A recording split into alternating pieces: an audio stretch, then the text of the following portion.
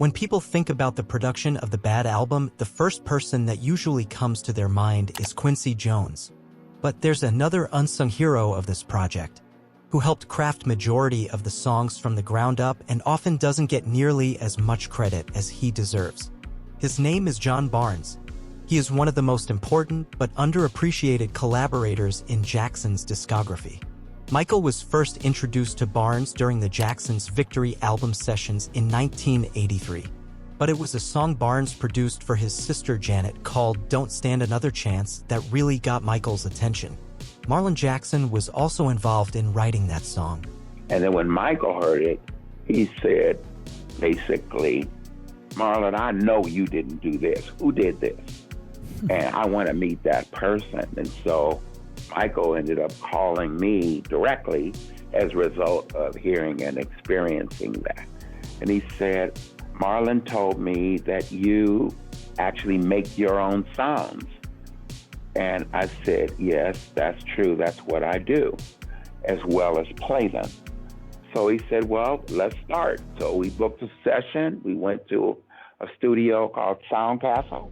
That's the first time I saw him in person. And we started that day doing the song Buffalo Bill. After working on a few songs together, Jackson decided to hire the talented musician full-time.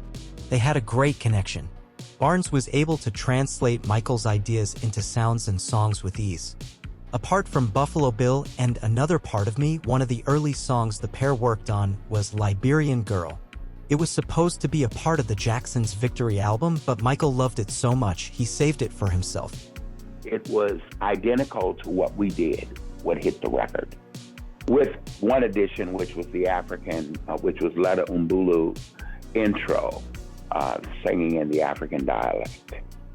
But other than that, that's the record we did. You see, we're doing a new album right now. It's the Jackson's album. And I'm writing several songs on it. The latest one I'm writing is called Buffalo Bill. It's about Will Cody, the cowboy, and how he died. And I'm really excited about it because I hate to say I know it's going to be a hit, but I feel strong about it. Then I'm writing a song about Liberian Girl. It's about a Liberian girl. And I'm excited about that. I'm excited about all my projects. And I'm just living day to day, dreaming and wishing upon stars and all that magic stuff. Along with Barnes, producer Bill Bottrell, and engineer Matt Forger, Michael assembled a team that would work on new material almost every day for the better part of the next 2 years. The sessions were mostly held at Jackson's home studio at Havenhurst. It was a space without any expectations that allowed him more freedom to pursue his creative ideas. If it had been up to him, Michael would have parted ways with Quincy Jones after Thriller. Not because of some major conflict, but he was simply ready to take the next step as an artist. Quincy was also often busy with other projects, like the soundtrack for The Color Purple. Michael was ready to emerge. He felt like his ideas weren't that quickly received, and he always had to fight for them.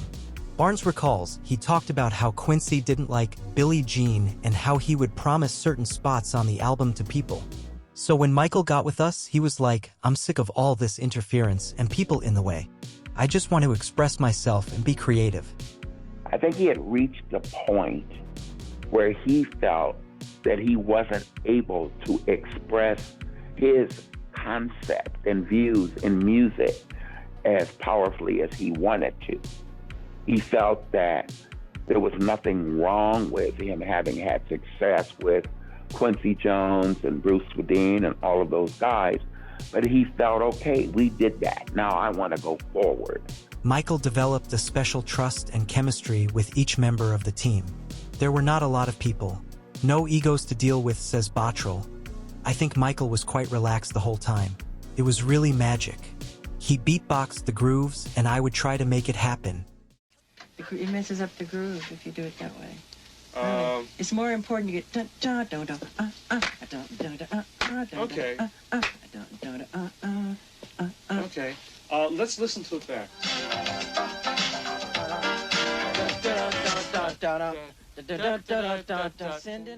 John Barnes estimated that they recorded around 60 songs between 1985 and 1987, nearly all of which were written and co-produced by Jackson.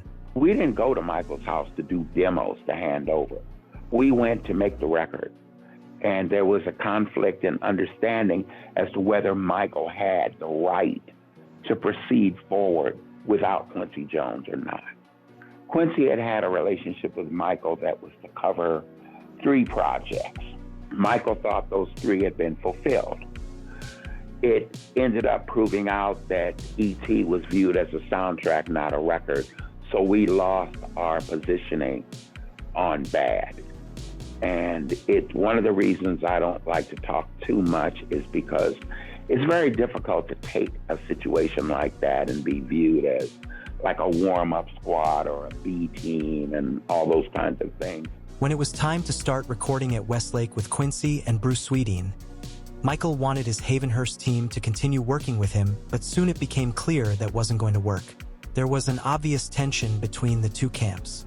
John Barnes and Bill Bottrell felt unwelcomed, especially by Quincy Jones, who after one session with Bill issued Jackson an ultimatum: either Bottrell goes or I go. From that point on, Bottrell was cut out of the official Bad sessions at Westlake. Quincy, with his team of amazing musicians like Greg Fillinganes or Lewis Johnson, started to re-record all the parts from Havenhurst tracks, which became an issue. After Jones changed the production on several tracks, Jackson simply didn't think they sounded as good. He was concerned the music was losing its original punch.